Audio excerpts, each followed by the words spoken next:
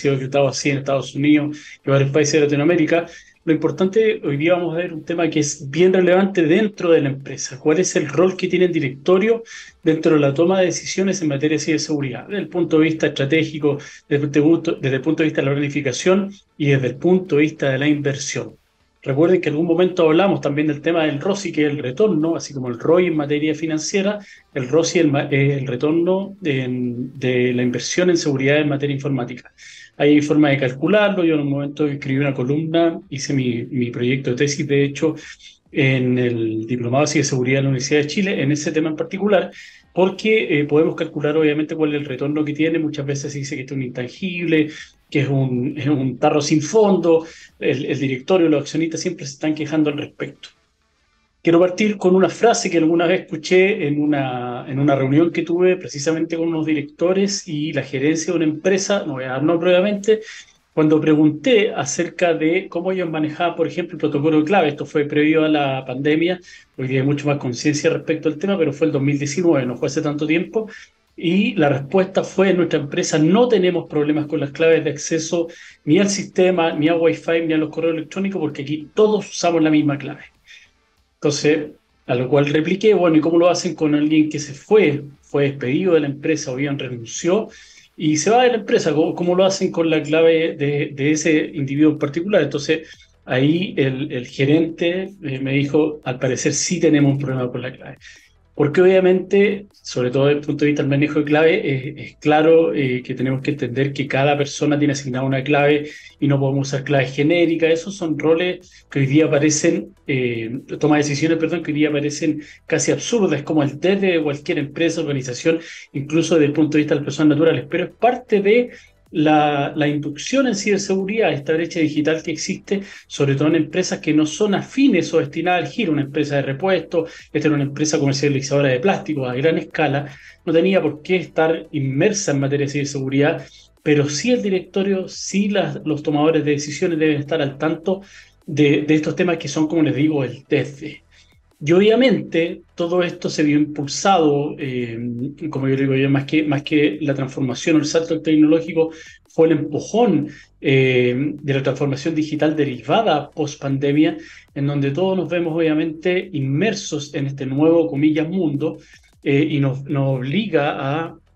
adecuarnos a la nueva tecnología. Ya eso no es una área distinta, separada dentro de la empresa, el área de TI, sino que es un área que está en directa colaboración con los tomadores de decisiones, con los ejecutores y en definitiva con el factor humano. A nivel transversal de la empresa debe estar ubicada el área de tecnología de la información.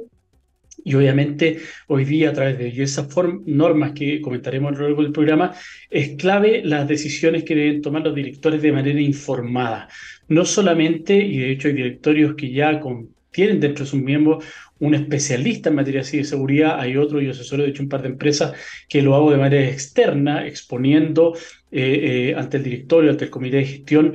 cada cierto tiempo respecto de las contingencias que puede tener la empresa, qué ocurre a nivel empresarial, qué ocurre ahí a nivel mundial, qué tópicos podemos abordar. Y eso queda plasmado obviamente en el directorio y en estos comités de gestión, y los directores en ese caso están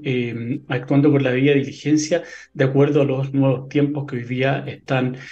corriendo. Por lo tanto, la necesidad de tener en algunas empresas de mayor tamaño un oficial, un CTO, que se denomina un oficial ahí de tecnología e información, que vaya de la mano con las decisiones que debe tomar el directorio, es claramente necesario en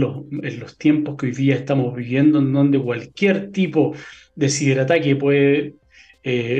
significar la paralización, denegación de servicio, encriptación de información. Y ahí viene obviamente, generalmente a través del ransomware, la solicitud del pago de una suma de dinero en bitcoins por el rescate de esa información. Y eso es algo que hoy día ya vemos más a menudo en todo tipo de servicios, en todo tipo de empresas, bancas, instituciones financieras, sistemas de salud, pero también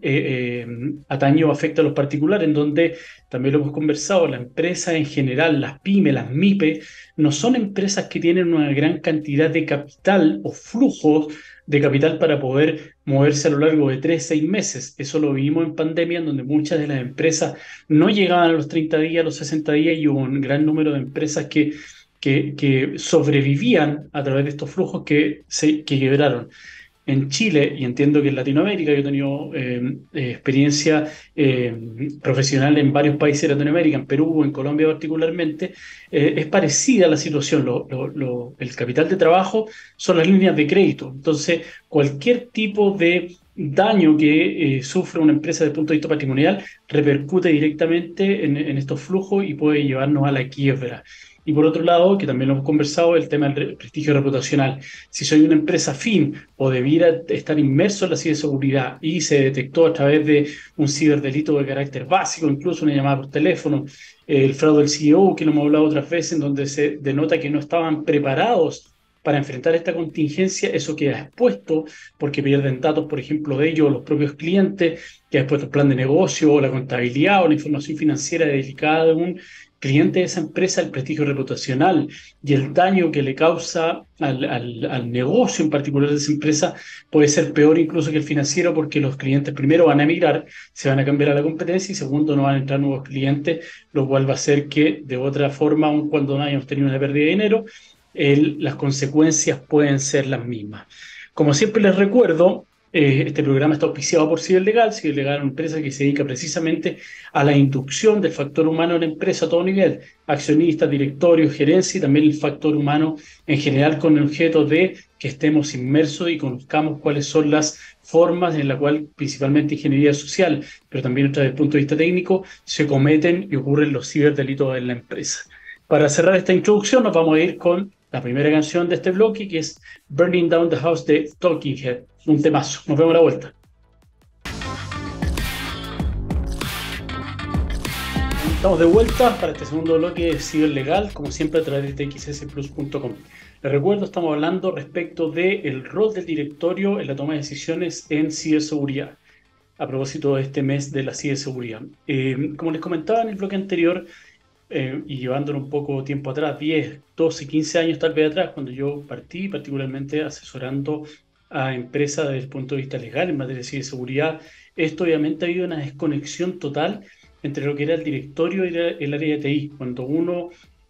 hacía un levantamiento interno, y en ese rol en particular, o hablabas de temas de ciberseguridad, te enviaban directamente a hablar con el TI, y el directorio era como un área totalmente separada. Cuando hablo de directorio, se entiende también que existen pequeñas empresas, pyme, MIPE, que no tienen directorio, información de directorio como en total, ya sea porque no son sociedades anónimas, porque tienen menos flujo, son de menor facturación, por lo tanto no pueden darse, comillas, el lujo de contar con un directorio, que generan estos comités de gestión interna de las compañías que se preocupan de diversas áreas: la área comercial, el área de venta, el área de recursos humanos, el área técnica, y dentro de ella también está el área legal. Y al conversar con el área de TI, obviamente se sentía como en una isla, se sentía muy solo, porque hacía estas propuestas que eran de carácter técnico para mejora continua de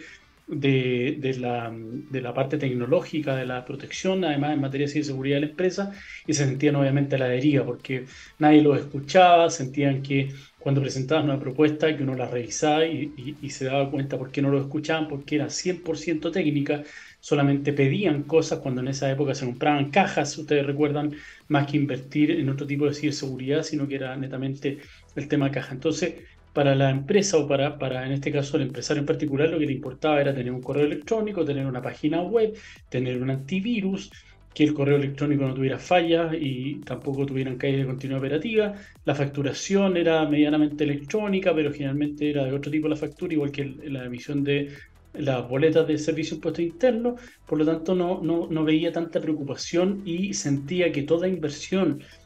en realidad, que todo gasto que hacía en materia de ciberseguridad era eso, un gasto, no lo veía como una inversión de la empresa. Obviamente eso fue mutando a medida que fueron cambiando estos tiempos. Ya nos acercamos después de la pandemia, las empresas están conscientes de que el aspecto tecnológico, muchas de empresas incluso han cerrado luego de la pandemia las sucursales y se han mudado definitivamente al teletrabajo, pero también hay empresas que se dedican solamente a comprar y vender desde el extranjero, no tienen ni siquiera bodegas, sino que toda su operación la realizan a través de los canales tecnológicos, en este caso desde importar el producto, la entrega del mismo, el seguimiento, el pago de la mercadería, por parte de los consumidores, lo hacen a través de las plataformas digitales, por tanto la conciencia que existe de que debemos estar protegidos y ser seguros es distinta. Ahora bien, el segundo error que se comete desde el punto de vista de la asesoría que presta el directorio a las empresas es que precisamente no están un poco a ciegas. ¿Por qué? Porque ahí está, no sé si es falta de comunicación, pero sí se hablan idiomas distintos cuando hay un directorio que no está debidamente asesorado en relación a qué es lo que está proponiendo el área de TI. Entonces podemos estar invirtiendo, y eso también lo he visto, uno de repente iba con un auditor externo a hacer un levantamiento desde el punto de vista de lo que realmente tenían invertido en materia de ciberseguridad, y habían estas cajas que estaban incluso desconectadas, había muchas cosas que habían sido adquiridas o compradas a un alto valor y que no guardaban relación con los verdaderos riesgos internos que tenía la empresa. Entonces, ahí lo clave es que el director esté informado y que precisamente se haga un levantamiento desde el punto de vista de cuáles son los riesgos a los cuales está expuesta la empresa, desde el punto de vista de los tangibles e intangibles, obviamente. Y hay muchas cosas que ocurren dentro de la empresa que la empresa además los mira en una primera etapa como que si fueran externos. Es decir, los riesgos que ella se ve expuesta desde el punto de vista externo, pero hay factores internos también que contribuyen a aumentar este factor de riesgo. Y no tan solo la empresa es la que se verá afectada en el evento que seamos víctimas de un ciberdelito a través del robo de dinero, como les dije, la encriptación de la información, pago de rescate o suplantación de identidad desde el punto de vista de un phishing o este fraude del CEO que hablamos en alguna oportunidad, sino también esa información tanto de su cliente interno, el factor humano, trabajadores. Recordemos que la información desde el punto de vista de los datos personales, la información sensible que posee la empresa de sus trabajadores es total. Tiene nacionalidad, estado civil, domicilios, cédula de identidad, remuneraciones. Toda esa información que la empresa debe ser custodia de la misma desde el punto de vista de los datos personales es sensible, y ese factor humano interno debe ser protegido. Pero también tenemos clientes externos, tenemos bases de datos, tenemos información financiera de clientes. Pensemos, ya ha ocurrido cuando es, por ejemplo, una misma oficina legal, un estudio jurídico, abogado, que en algún momento fue fruto de un ciberataque en Estados Unidos, y posteriormente los clientes de esa firma de abogados cuyos datos se vieron expuestos frente a terceros por este ciberdelito, demandaron a la firma porque no tenía la inversión, la mitigación de los riesgos en ciberseguridad debidamente afrontado. Es decir, tenía lo básico, pero no había hecho el trabajo duro y necesario respecto y desde el punto de vista de la protección de los datos de sus clientes, que claramente un abogado maneja información absolutamente sensible respecto a sus clientes, sobre todo cuando hay carteras de clientes, temas financieros, contables. Imagínese usted un abogado que se dedique a temas de derecho de familia. Hay temas incluso desde el punto de vista de los menores de edad, desde el punto de vista de las pensiones alimenticias, de las visitas a los colegios, toda información que obviamente es necesaria que esté debidamente resguardada de acuerdo a los estándares y el riesgo al cual está asociada esa información dentro de esa empresa. Entonces ahí nace lo que denominamos un poco desde el punto de vista empresarial, desde el punto de vista de la culpa que puede tener o la culpa con la cual debe cumplir un director en definitiva, y esta es la debida diligencia que se denomina. Obviamente, y eso lo recordamos a propósito de un caso que fue muy bullado desde el punto de vista político-económico en Chile, que fue el caso Penta. Cuando hablábamos de ese caso en particular, nos referimos a un fraude que hubo respecto a unas boletas que emitían políticos para poder recaudar fondos para las campañas políticas, sobre y por fuera, obviamente, de la ley electoral. Entonces, lo que ocurrió ahí es que esta empresa, que es bastante grande en Chile, tenía un compliance adecuado desde el punto de vista de la ley 20.393, que es la ley de responsabilidad penal de las personas jurídicas, pero todo lo que se realizaba internamente en la empresa pasaba por alto todo este tipo de compliance, que era muy lindo, estaba establecido en el papel, estaba debidamente certificado, era un dossier que toda la empresa manejaba, pero que no estaba debidamente implementado desde los dueños, que fueron en ese caso imputados en ese caso en particular, hasta las gerencias en definitiva, que manejaban toda esta estructura de pago de boletas a favor de los políticos, y eso se destapó en algún momento. Hubieron varias empresas que estuvieron ahí en el mismo escenario, y eso quiere decir, al igual que acá, que los directores y los gerentes no actuaron con la debida diligencia. Obviamente, si yo como director, que dependo y le rindo cuentas, que es una de las obligaciones, perdón, una de las obligaciones que tiene un director es rendirle cuentas a los accionistas, que son obviamente sus,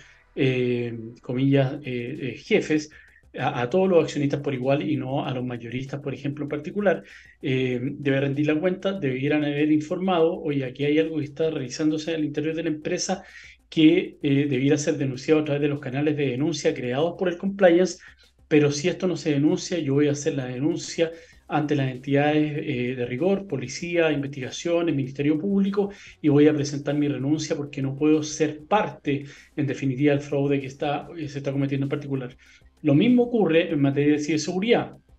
Si yo veo que al interior de mi empresa no se han tomado las decisiones que son necesarias en este caso para poder estar acorde con el riesgo o el mapeo de riesgo que vi desde el punto de vista técnico al efectuar una auditoría o un levantamiento de información, y ese informe me entregó un mapa que estaba completamente rojo en ciertas áreas que son claves de mi negocio y yo debo mitigarlas para bajarla a amarillo o verde, desde el punto de vista tecnológico y desde el punto de vista legal. Si a mí como director no me escucha la plana accionista en cuanto a la inversión que debo efectuar, yo lo debo representar. Y eso de representación la tengo que efectuar como director en la sesión de directorio que queda escrita y firmada, en este caso suscrita por todos los asistentes. Yo lo dije, yo hice la advertencia, nos reunimos con el TI, vinieron a hacer una exposición, vimos una propuesta, nos efectuaron una presentación en PowerPoint respecto del informe en cuestión que arroja todo este resultado, y si no se hace esta inversión estamos expuestos a ser fruto de un ciberataque. Y ese ciberataque, si nos roban dinero, va a llegar directamente ese robo de dinero al bolsillo de nuestros accionistas. Vamos a tener un problema como empresa y yo como director voy a ser responsable. Por lo tanto, desde ese punto de vista sí tengo que ser responsable. Hoy día además se exige desde el punto de vista de la rol de directorio, y a propósito de lo que ocurrió en el caso Bullado que le cité con la empresa Penta, en donde se decía que los directores en Chile muchas veces actuaban, no todos, porque hay unos directores que son muy buenos y hacen muy bien su trabajo desde el punto de vista de la directriz y las decisiones que debe tomar su empresa en todo tipo de cosas, que todos estos directorios en realidad lo que se juntaban era a tomar cafecito y comer galletas. En eso consistía la reunión de directorio. Y eso obviamente después de eso cambió, se hace mucho más evidente la responsabilidad y el rol que tienen los directores en este control. Precisamente en el caso de Penta se había evidenciado, y hay otro caso también que en la Polar, se había evidenciado que había algo raro respecto a esta la información. Y mi rol como director es, si yo veo algo raro en una presentación, en un flujo de caja que me muestran, en unas metas que se están estableciendo, yo tengo la obligación de hacer ese doble clic que haría, por ejemplo, un auditor. Oye, esa información que está ahí no me calza con los movimientos de flujo de la compañía, con la venta, o quiero tener yo una entrevista con el abogado que vino o con el experto en materia de seguridad para que me ilustre, ¿ves? O invítalo a la reunión para hacerle preguntas respecto al informe porque es técnico y queremos que nos transparente un poco y nos aclare ciertas dudas que tenemos. Ese es mi rol como director frente al tema. Por lo tanto, no se exige no un rol pasivo de que yo solamente apruebe todo aquello que me presentan, sino que yo esté inmerso en las materias, tenga cursos tal vez de actualización o esté debidamente asesorado, como les digo, por alguien que venga a exponerle al directorio de la problemática que puede ocurrir en mi empresa. Por lo tanto, el primer rol, obviamente, antes de pasar ya al tema de los protocolos, la investigación interna, el levantamiento de información y todo lo que debemos hacer, mi primer rol como director es saber cuáles son los riesgos a los cuales está eh,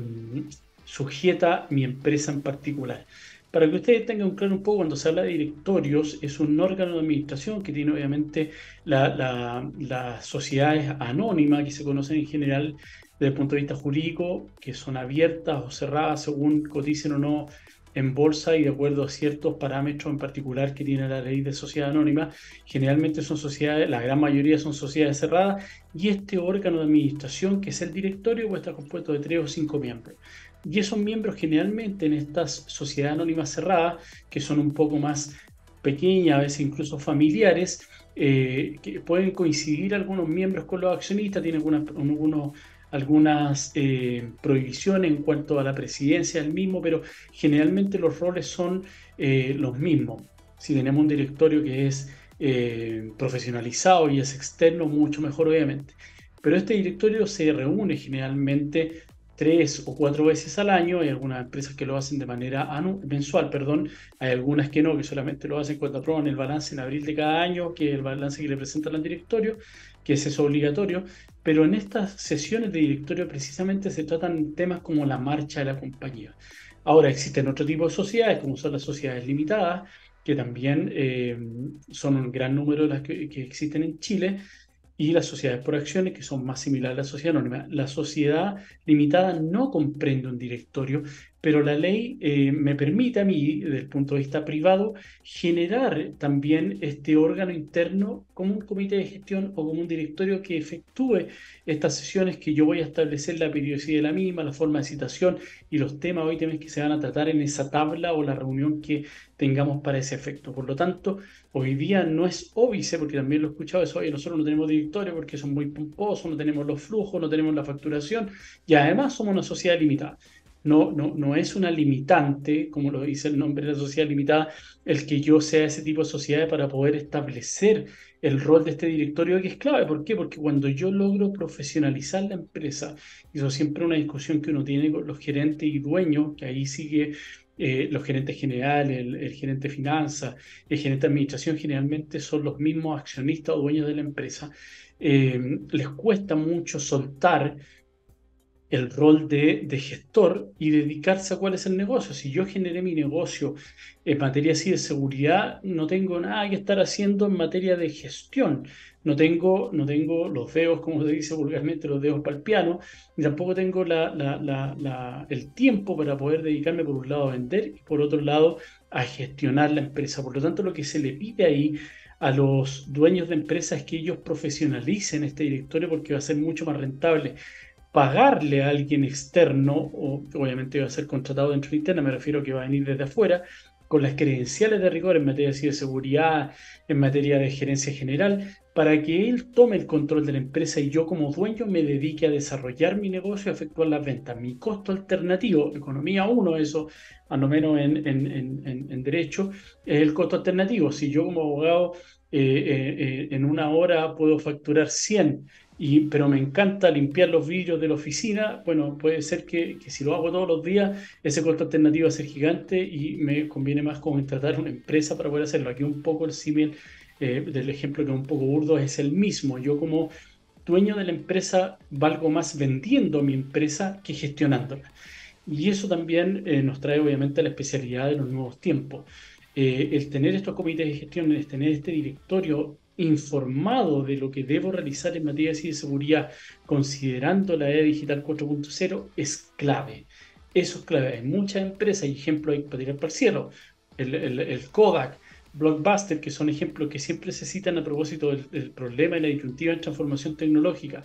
Kodak tenía incluso la patente de la fotografía digital. Hoy día, ¿alguien se acuerda de Kodak? Nadie. Blockbuster lo mismo, trató de fusionar y comprar Netflix, no lo logró. Blockbuster, creo que hay una cadena, hay un local que en Estados Unidos que es casi vintage, que existe, pero hoy día, antes en Chile por lo menos, el Blockbuster, el Errols, estaba en cada esquina y era algo necesario. Lo mismo las fotos. Kodak, ahí todos teníamos la cámara con rollo. Hoy día a las empresas les pasa lo mismo, y eso lo hablamos en un programa en particular respecto de la evolución que tiene la empresa. Si uno mira hacia atrás, hace 5 años no existía Instagram, Facebook tenía menor impacto, no existía Meta en cuanto tal. Amazon era conocido por algunos desde el punto de vista de la compra de libros o de mercadería en general. Hoy día tenemos Amazon Web Service y es un gigante a nivel mundial. Jeff Bezos es dueño del mundo prácticamente hoy día en la lista de los top millonarios en Forbes. Y así en 5 años más puede que esta empresa que estoy nombrando ni siquiera exista. Por lo tanto, estar no solamente al tanto de los cambios tecnológicos, sino de la manera en cuanto protejo mi empresa de los ciberdelitos clave. Hoy día vemos el conflicto bélico que existe en Medio Oriente, en Israel particularmente. Vimos lo que pasó en Ucrania con Rusia y otros conflictos que se han desatado. Eso, si alguien le muestra, yo a veces pido que ese ejercicio lo haga mi par, que en este caso el ingeniero con el que trabajo, cuando hacemos un levantamiento de información y hacemos las pruebas de cómo tu empresa está siendo permanentemente fruto de ataque, y cuando ven este mapa de calor respecto del posible ataque de la empresa, quedan espantados, porque no se ve, pues, si lo que yo no veo, un poco San Agustín no lo creo, ¿ah? Entonces eso es clave para que la persona entienda que sea, el directorio sea informado, tenga la debida inducción, pero también que tome decisiones informadas en cuanto a lo que realiza. No es suficiente que yo me ponga a gastar plata como loco, porque puede ser que a mi auto deportivo le esté comprando llantas para entrar al barro o a la tierra o hacer 4x4. No tiene nada que ver con el tipo de auto con lo que yo estoy invirtiendo. Y en la empresa pasa lo mismo, créeme, lo he visto un montón de veces. Gastan mucho en ciertas cosas que es su 80-20 y no es necesario, sino que el foco debe haber estado puesto en otro tipo de inversión, incluso en temas, como les he dicho varias veces, de concientización. Con esto vamos a cerrar el segundo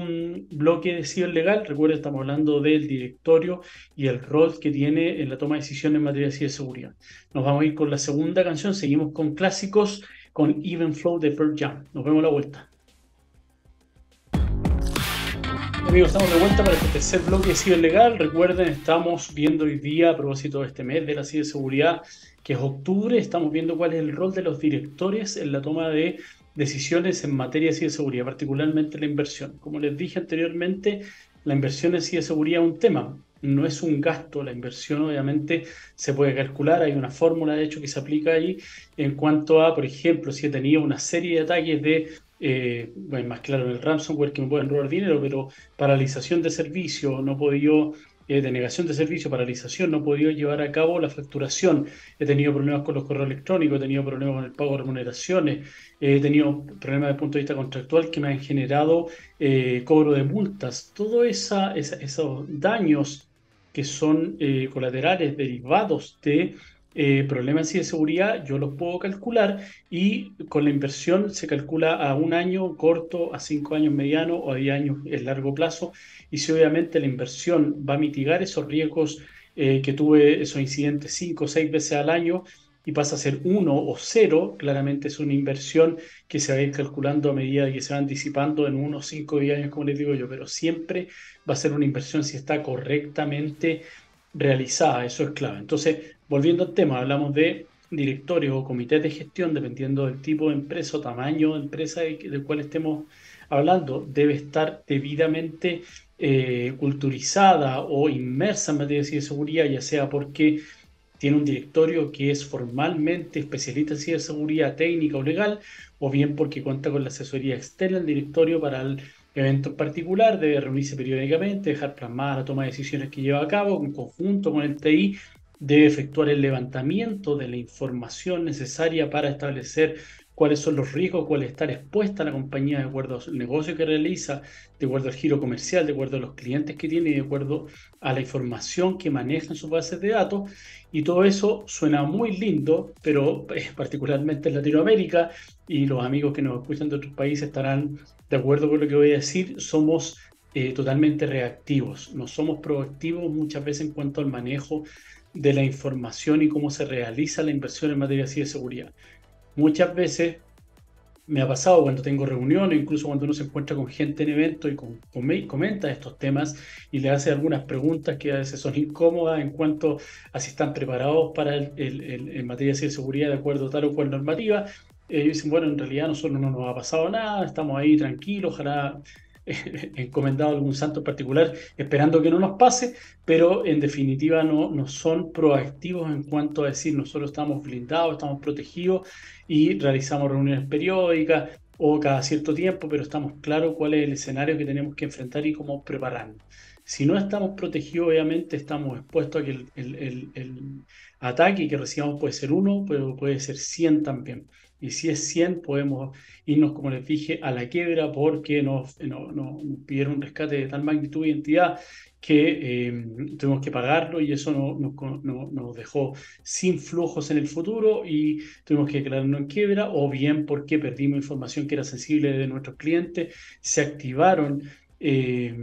cláusulas contractuales, que como sabrán ustedes, ahí muchas veces hay boletas de garantía involucradas, que además de el costo financiero que implica mantenerlas mensualmente o anualmente, son de ejecución directa por parte, en este caso, de mi contraparte, que es mi cliente, y en ese caso, obviamente, la empresa se va a ver muy dañada. En general, hay casos que yo conozco, y este mercado es muy pequeño, no solamente en Chile, sino que a nivel latinoamericano, que he escuchado gente decir, mira, esta empresa que ahora se llama de tal forma, era esta empresa, y en realidad los socios no son esos, sino los que están detrás son los que estaban en esta otra empresa, pero no pueden aparecer porque sufrieron de esta pérdida de prestigio reputacional. Entonces, por una inversión que es menor, considerando, y como les digo, es una inversión, no un gasto, frente a lo que estoy expuesto el día a día, es mucha la diferencia. Y obviamente cuando uno se lo aterriza y se lo explica, toman conciencia de aquello y deciden hacerlo. Pero si estoy un poco con los ojos tapados y no quiero ver esa realidad, es difícil que podamos estar preparados para eso. Pero aparejado a eso, y un tema que también hablamos la semana pasada a propósito de este mes de la ciberseguridad, hay diversa normativa. Hay normativa que es particular del giro y me obliga a tener directores que estén informados y que reporten, y cuando son operaciones, obviamente, sobre todo de sociedad anónima abierta o de giro institución financiera o bancaria, tengo que informarle a mis pares, informarle en este caso a la CMF, que es la Comisión para el Mercado Financiero,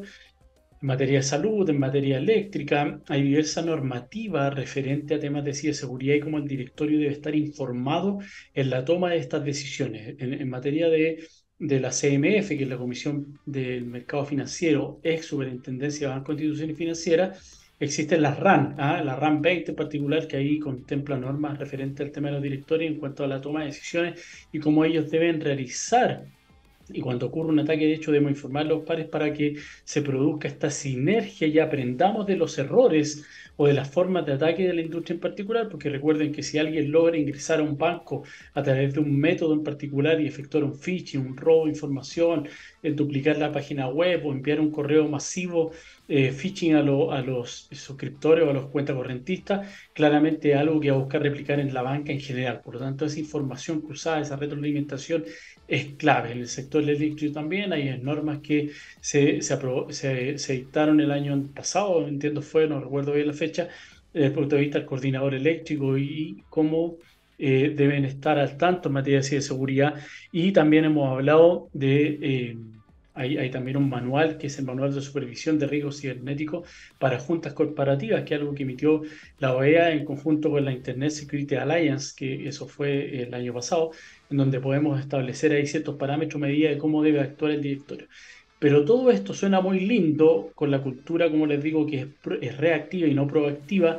y las buenas prácticas que debiera tener el mercado si esto no va aparejado con la norma. El caso, como hablé ya, de la RAM 20 es claro en materia de la Comisión para el Mercado Financiero. Los bancos y las instituciones financieras están al día en materia de ciberseguridad, tienen equipos robustos internos y externos. A mí me toca trabajar y asesorar a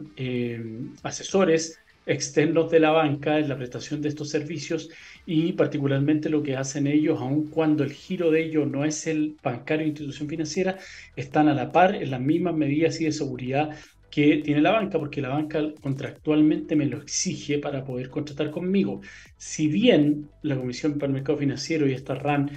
han sido claras en establecer de que aun cuando el ciberdelito o la incidente se produzca a través de un prestador de los servicios, el responsable final frente a la CMF es la banca. Por lo tanto, la banca a mí me exige, como prestador de servicios de la banca, estar al mismo nivel en relación así de seguridad que las medidas que ella ha adoptado para poder ingresar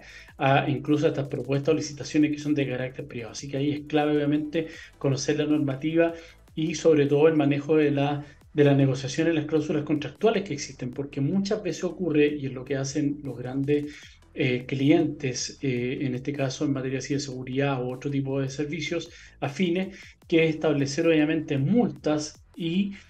como les señalé, estas boletas bancarias que quedan para resguardar la multa en particular y sin perjuicio del derecho a poder demandar en un juicio civil por los daños que haya provocado y que se determinaran oportunamente en ese proceso. Pero las boletas de garantía son de ejecución, como les dije, inmediata. Por lo tanto, para mí, que soy el prestador de servicios financieros, primero me van a ejecutar la boleta. Segundo, me van a demandar probablemente civilmente. Y tercero, eso se va a saber en todo el mercado de que el tal o cual banco, tal o cual institución financiera fue víctima de un ciberdelito a través de ese prestador de servicios que no tenía activada, en este caso, o no tenía la debida protección en materia de ciberseguridad. Por lo tanto, ahí perdí mi prestigio reputacional y mi negocio se fue al tacho. Ahora, lo segundo que es clave, está la ley de ciberdelitos, que eso está vigente desde junio, perdón, del año pasado. Esperemos, yo dije la semana pasada que se entendía que este mes iba a salir, pero estuve en un seminario que me invitaron y probablemente sea el próximo año, al menos durante el primer trimestre del próximo año, que se dicte la nueva ley de protección de datos y varias cosas ahí que están viendo todavía, que sobre todo con el tema de la implementación, que va a acarrear multas que son gigantes, a la par de lo que existe hoy día en la regulación de datos personales en Europa. Está también la ley de delitos económicos que les comenté yo el otro día, que fue dictada en agosto pasado y que tiene un periodo de vacancia legal, que es este periodo que la ley va a empezar a regir a contar de 12 meses de su publicación, que fue en agosto. El próximo 2024, en agosto, va a comenzar a regir, y esa norma en particular tiene normas de remisión y modificación a distintos cuerpos normativos, entre ellos la nueva ley de ciberseguridad, cuando ciertos delitos o ciberdelitos son cometidos dentro de la empresa, y tienen un perjuicio o beneficio económico por algún tomador de decisiones o con poder de toma de decisiones dentro de la empresa, es considerado delito económico y pasa a tener una sanción mayor la persona jurídica desde el punto de vista penal, parecido a lo que ocurre con la ley 20.393. Por lo tanto, a mí lo que ocurre, y creo que lo comentamos cuando hablamos de los fraudes internos en la empresa, tanto con mi colega y amigo Felipe Sánchez, que fue el perito invitado al primer capítulo de Ciencia Legal, y también cuando analizamos la prueba forense en materia de ciberseguridad y cómo presentarla en un proceso. Lo primero que va a hacer el fiscal cuando ocurre este tipo de ciberdelito, y va a estar toda esta normativa que me va a obligar a tener un compliance que va a ser bastante amplio, siempre acotado, obviamente, como les digo, los riesgos dentro de este catálogo de delitos, que son diversas categorías las que existen. Me va a exigir el fiscal tener primero la plana, el organigrama de la empresa, los tomadores de decisiones, el compliance corporativo, la implementación, la inducción de los trabajadores y cómo afectó en definitiva ese delito a la empresa. Cuando el fiscal logre determinar de que estaba correctamente establecido el compliance por un lado, y se habían hecho todos los pasos para la implementación e inducción del personal que estaba al tanto, y obviamente estaba en contacto y comunicación respecto a lo que ocurría si contravenía este compliance. Ahí nace la eximente de responsabilidad penal para la empresa y sale la empresa, y el fiscal va a seguir persiguiendo en este caso al autor material o directo del hecho en particular, que podría ser, por ejemplo, un gerente, un empleado, un director que fuera y saltándose la norma del compliance lo lleva a cabo. Si no tengo nada de eso, voy a ingresar tanto como persona jurídica, como dueño o gerente, además de la persona que cometió el delito. Siempre lo grafico, que es más fácil, y es más crudo, además, por lo tanto, me hace mayor sentido cuando hablamos de almacenamiento de pornografía infantil. Si hay alguien que realizó esta baja o almacenamiento a través de los servidores de la compañía, usando el Wi-Fi de la compañía, usando el computador de la compañía a través de estas páginas web, lo usa y lo almacena, y después llega a la PDI, posible investigaciones, y toma detenido a esta persona, incauta los computadores y se determina de que no existía, por ejemplo, una prohibición de acceso a ciertos sitios web que estaban bloqueados, se había efectuado la inducción, no estaba en los contratos de trabajo, no estaba en el reglamento interno de higiene y seguridad. El fiscal tiene la facultad, y eso también lo hemos dicho, de cerrar la sucursal o la empresa durante el tiempo que dure la investigación. 1 año, 2 años, 3 años, imagínense cualquier empresa. Además, que recuerden, si la empresa se llama los hermanos Pollitos, claramente yo no voy a decir en la empresa tal pillaron a tal tipo cometiendo este delito. Van a decir, en la empresa Hermanos Pollitos se cometió almacenar pornografía infantil. Por lo tanto, además, trae aparejado el tema de la pérdida de prestigio reputacional. Así que es grave el tema desde el punto de vista proactivo, desde el punto de vista de precaver en cierta medida, no ser reactivo, perdón,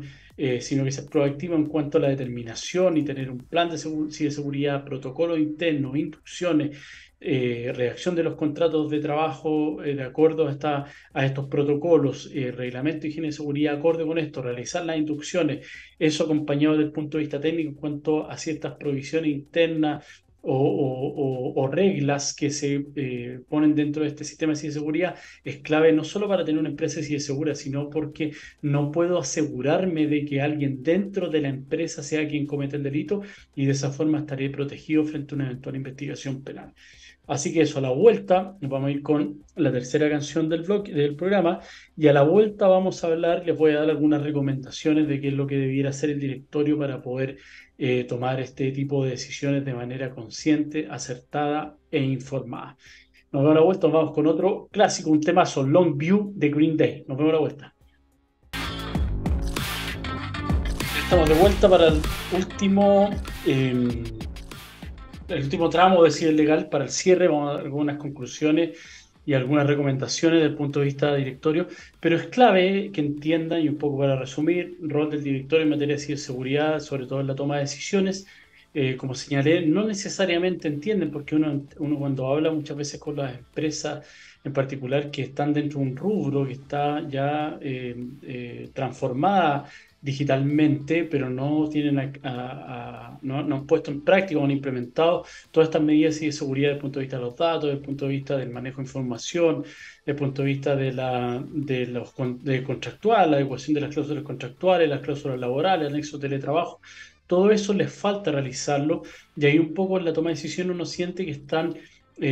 como perdidos, descabezados. Me han incluso enviado a hablar a veces cuando propongo este tipo de temas dentro de la empresa con la persona de recursos humanos, que claro, el tema de, por ejemplo, los nexos de teletrabajo la tienen a él o a ella redactando estos contratos cuando su rol en definitiva es otro, o con el gerente TI, que no tiene nada que ver con la parte legal. Claro, cuando uno habla con la fiscalía interna de la empresa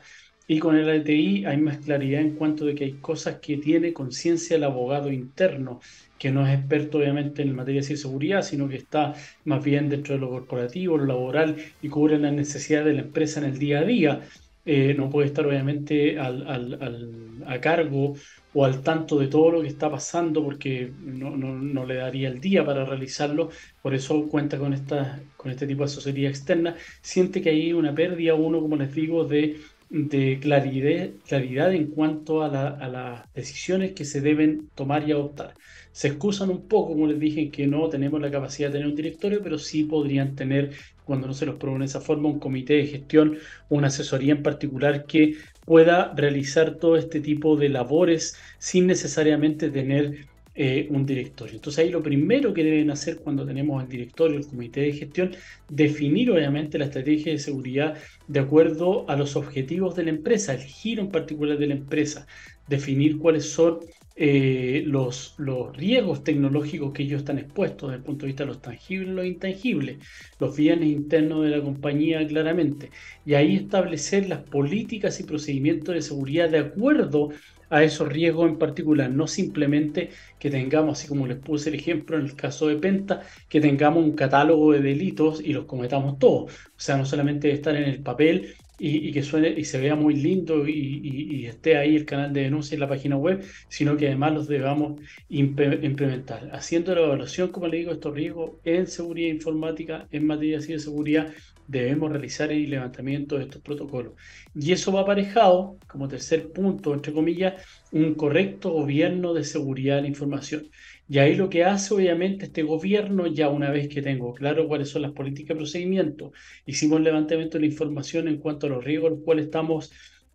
expuestos, este gobierno de seguridad puede ser quien haga la gestión y la implementación de este tipo de riesgos de la gestión, y el gobierno sí de seguridad o de seguridad de información puede ser interno o aparejado, como le digo, acompañado desde un especialista externo. Después viene supervisar esa implementación de las medidas de seguridad y eso se hace a través de estos controles que les señalé yo, a través de la exposición de los diversos, por ejemplo, estamentos de la compañía. Viene el gerente de IA a exponerme, invita al recurso humano, invita al financiero a que expongan cómo en su área en particular se ha ido implementando los canales externos de comunicación, porque hay proveedores que también van a tener que adecuarse a estas políticas de ciberseguridad, porque claramente y muchas veces los ciberdelitos se cometen y hay muchos delitos, ciberdelitos que han salido a la luz pública y se cometieron no dentro de la empresa, sino a través de un canal o a través de un proveedor externo que no tenía las medidas de ciberseguridad adoptadas y claras, y eso se infiltró y logró ingresar a la contabilidad de la empresa o al tema financiero o hacerse pasar, colaborado de fraude del CEO a través de este proveedor externo que logró vulnerar nuestro sistema y fuimos engañados en definitiva. Y lo último es estar vigente y actualizado en materia de ciberseguridad, no solamente desde el punto de vista de las medidas que debemos tomar, sino desde el punto de vista de los delitos que se están cometiendo, como este fraude o suplantación del CEO, que puede ser cometido de manera externa o de manera interna, porque vulneraron nuestro sistema y se apoderaron del correo electrónico del gerente, o bien porque crearon un correo electrónico que era muy parecido, era similar al cual estaba usando en este caso el CEO interno de la compañía. Eso es, ténganlo claro, deben tener un gobierno corporativo en materia de ciberseguridad, sea un directorio, sea un comité de gestión, deben evaluar los riesgos, deben implementarlo, tener un gobierno de ciberseguridad y deben estar permanentemente monitoreándolo y además actualizarse en materia de ciberseguridad. Espero este capítulo le haya sido de ayuda, lo haya orientado en cierta medida, sobre todo la parte de TI. Sabemos que nuestro público es mayoritariamente del área de tecnología, que está un poco ajeno al tema legal, así que espero que esto lo haya acercado un poco. Recuerden que queda a partir de hoy día en el podcast de txsplus.com este programa, a partir de mañana en el canal de Ciberlegal, también queda alojado en nuestro canal de YouTube y también en el podcast en Spotify de Ciberlegal. Así que eso, nos vemos el próximo miércoles 18 de octubre para una nueva entrega de Ciberlegal. Un abrazo y que estén muy bien. Cuídense.